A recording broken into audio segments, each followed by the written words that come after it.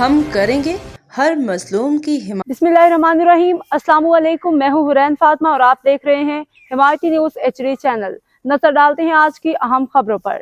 ऐलान तकरारी रोजनामा हिमायती न्यूज़ को यह ऐलान करते हुए खुशी महसूस हो रही है कि जनाब आबिद हुसैन अफरीदी को उनकी साफ्ती सलाहियतों, पेशा वराना तजर्बे और जुर्रतमंदाना रिपोर्टिंग के एतराफ़ में सिटी क्राइम रिपोर्टर मुकर्रर कर दिया गया है।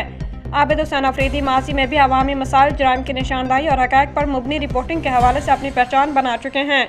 इदारा पर उम्मीद है कि वह आइंदा भी सच, दयानत और अवामी मफाद को मुकद्दम रखते हुए अपनी जिम्मेदारियाँ एहसन तरीके से निभाएंगे।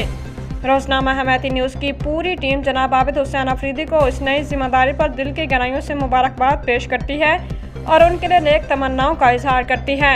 इदारा हाजा रोजनामा हिमायती न्यूज़ इफ्तिखार नूरी की रिपोर्ट। अब तक के लिए इतना ही। मजीद खबरों और अपडेट से बाखबर रहने के लिए देखते रहें हिमायती न्यूज़ HD चैनल।